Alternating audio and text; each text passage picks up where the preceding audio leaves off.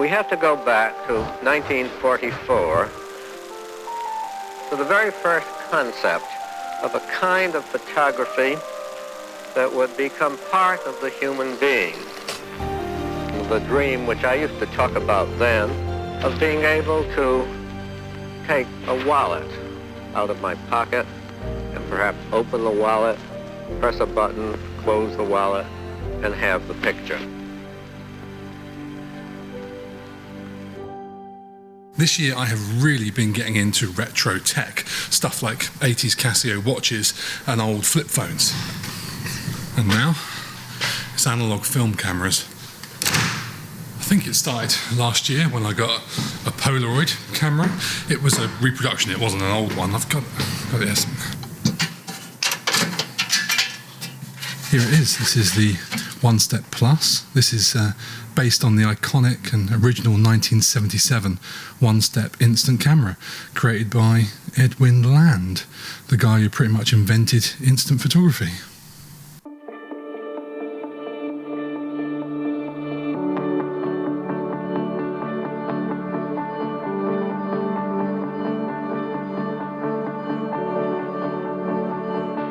Edwin H Land, scientist, inventor, industrialist, and philosopher. Probably had 5 different personalities. I recognize his genius. One of the most inventive people I have ever known.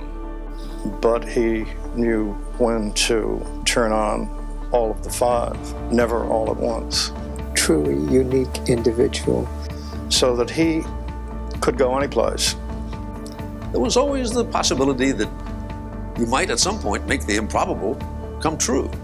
Apparently, he came up with the idea for it when he took a photo of his daughter, and she asked why she couldn't see the photo straight away. It was some sort of eureka moment, and he came up with the concept for the camera, the film, and the chemistry in like an hour. And history was made. You could, in effect, press a button, making the instantaneous image itself without liquids, and have a record of it in its accuracy, its intricacy, its beauty. Have that forever.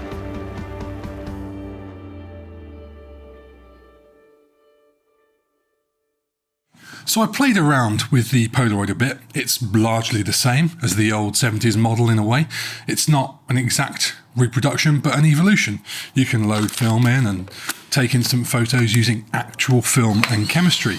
But it has the added modern touch of Bluetooth connectivity, and you can connect it to your phone and control bits of it for a bit of added creativity. I've never really bothered with that, as it wasn't really what I got into it for.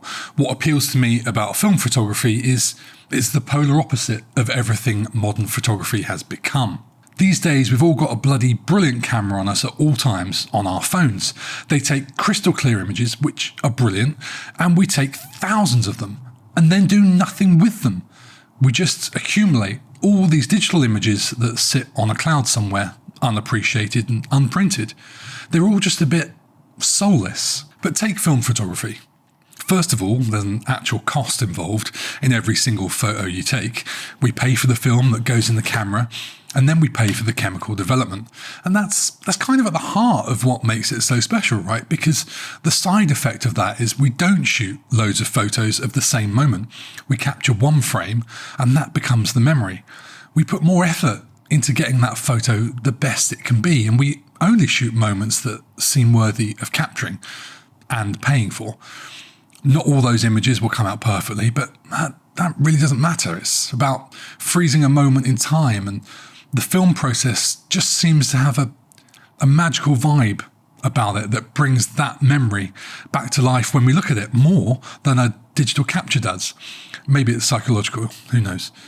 But these photos, and all their imperfections that go with them, whether it's light leaks, focus fuck-ups, bad exposure, or weird colour casts, are tangible. I spend more time picking up and looking at these handful of photos than I do any of my digital shots. And that led me to 35mm film cameras. My dad had one of these when I was a kid, and I used to love it back then, even though I don't think I really ever took an actual photo with it. He used to have one just like this. This one in my hands here is the Yashica FXD Quartz, and it was a birthday gift from my girlfriend. It was made the same year I was born, which means it's, let's just say it was made in the 80s. The early 1980s. But I've been using DSLRs and mirrorless cameras for so long now, that's all I know. So when I got it, it took a little bit of understanding. Okay, let's get this open. Thank you, Julia. Ooh, oh, she's a beauty. Look at the red leather.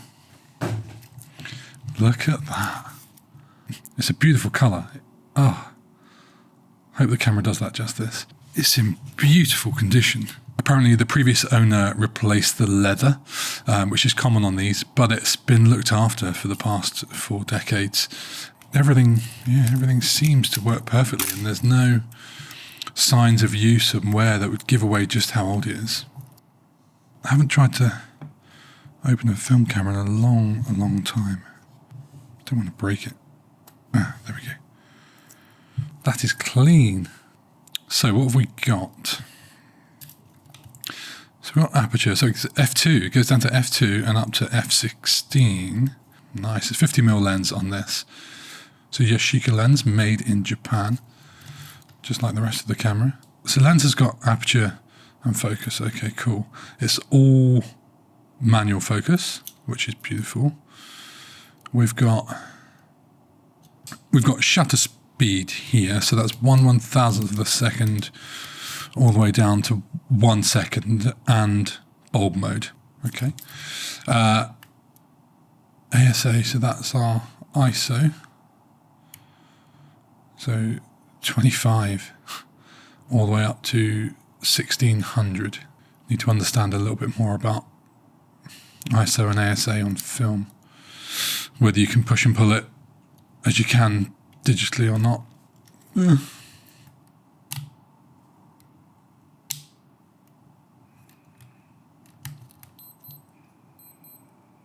It's beeping. Ah, that'll be the timer.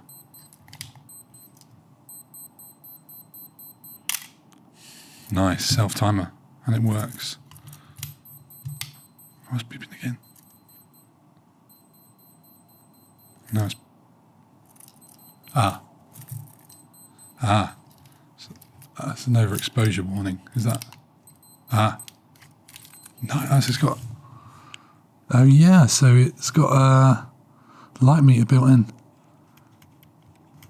Oh nice, and it works off the settings. So if I change the aperture, the light meter is suggesting different things. Oh, that's more helpful than I imagined. I thought I was going to have to go hardcore working stuff out, but that's amazing. This doesn't sound as complicated as I thought it might. I'm sure there's going to be a million nightmares involved in getting it right. Maybe whether the light meter is still working properly and still calibrated and still accurate is something we're yet to discover. But if it all works properly, then this is going to be a fun ride. Compared to modern cameras, it just has more soul. Maybe it's the lack of electronics. Maybe it's the metal and the materials used back then. Maybe it's because it's had a life, but I doubt that a Canon, a Nikon or a Sony camera from 2022 is going to end up with the same amount of affection 40 years from now. So I've got the camera, I've ordered some film from Analog Wonderland that's just arrived today, so it's actually time to load up for the first time. I went for some Ilford HP5 Plus, which Analog Wonderland tells me is their best-selling black and white film. The emulsion has a gorgeous grain structure that will provide the perfect vintage look to your photos. I didn't think that up. I don't know what on earth I'm talking about with film yet. I just read that off the Analog Wonderland website. Apparently it's very forgiving of exposure as well, which is good because there's every chance I might make a complete hash of it. Right, let's get this thing loaded. Slightly nerve-wracking.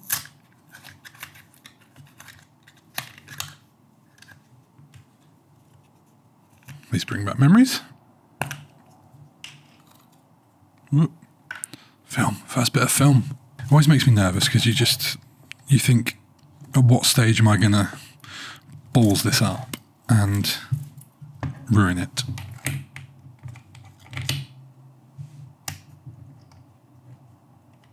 Okay. Now, I haven't done this for a long time.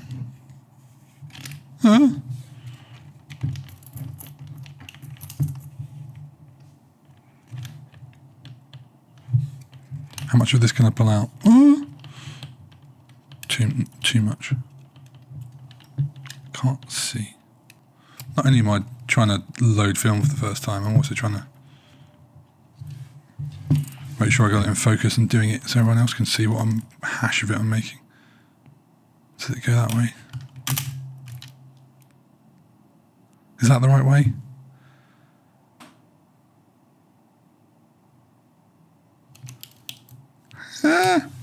That didn't sound good. Is it meant to make that noise? I mean, I'm not happy. I know what I'm doing. It's all fine. Now I'm just nervous I've fucked up a whole load of film before I've even started, but only one way to find out. Right, all done, I think. I cannot wait to take photos with you. Such a great moment unboxing that. All that's left to do is actually go and shoot it. If you've watched this far, thank you so much for coming along for the journey. This video is going to end on a potentially disappointing cliffhanger because I'm going to put all the shooting into the next video. But after all, this is something we love because it isn't instant, right? It's about taking a bit longer. So that's what we're going to do. But please subscribe if you'd like to follow what happens next on this film photography adventure. I'd love to chat in the comments if you're on a similar journey, if you're thinking about it, or if you're much further down the road. All advice welcome. Oh, and one more thing. This gets addictive. Whoops. Zest, curiosity, drive, enthusiasm, passion, the dream. He liked to lead without seeming to lead. A person does not really die until every person who knew him also dies. Dr. Land has been living as vividly in memory as he did in life itself. Camera that we will be giving not only the United States, but the whole world.